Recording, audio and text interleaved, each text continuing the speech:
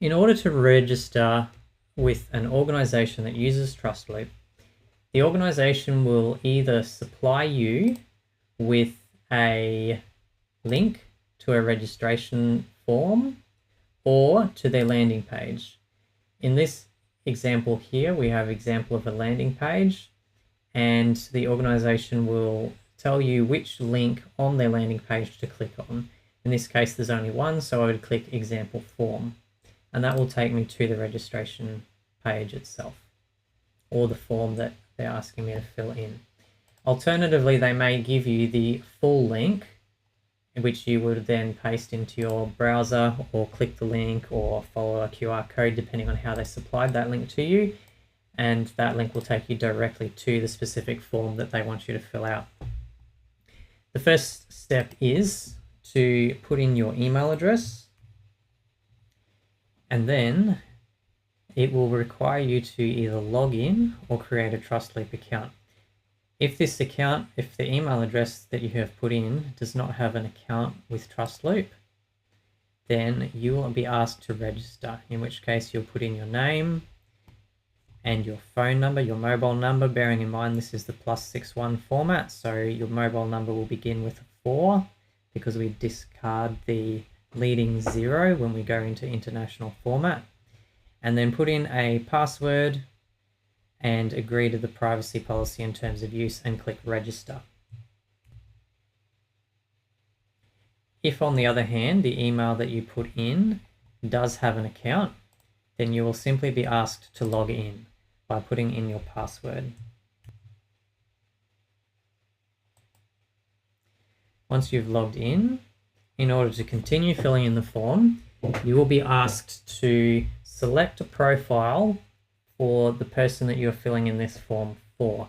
So in some cases, you might be filling in a form for yourself, so you would select your profile.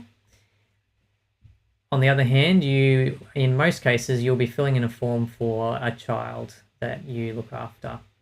And so in this case, if those profiles already exist, simply click on the appropriate profile. So if I want to fill in this form for child 2, I will click on child 2, and then I'll fill in the form and click submit.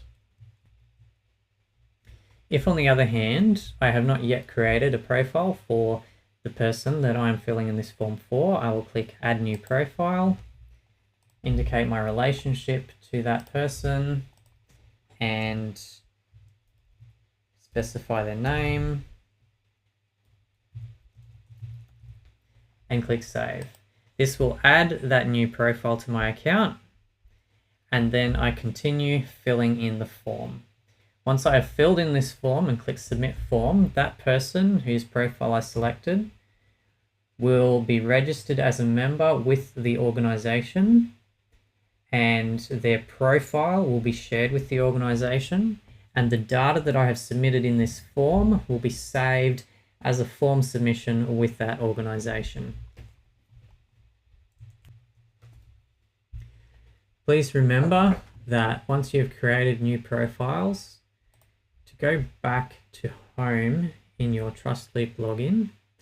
If you have, in filling in this form, you created a brand new account, you will receive a welcome email that explains how to log into this member portal area and provides you with some information about TrustLoop accounts. So after creating a new profile, come back to here, review the profiles, and make sure that they are complete with information that an organization will need to know about your child. So in this case, this profile is fairly empty, so I should come in here and I should provide some additional information about this child, particularly focused on emergency contacts. So I might add, let's say, for example, the mother of this child, mother, and a phone number. Save those changes. It will complain for that will get fixed. Save those changes, and now there is an emergency contact for that child, which the organization will be able to see when they need to. We can add medical contacts as well, specify any particular medical conditions such as the allergies. We can answer yes, give a risk level, a description, and indicate that yes, what I've specified there is all my approved information.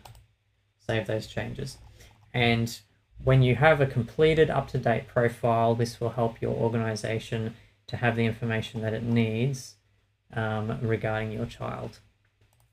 So it is a good thing to regularly make sure that you keep all your profiles up to date, so that in the event of anything happening that we would hope never does happen, that your organization always has access to the latest information about your child.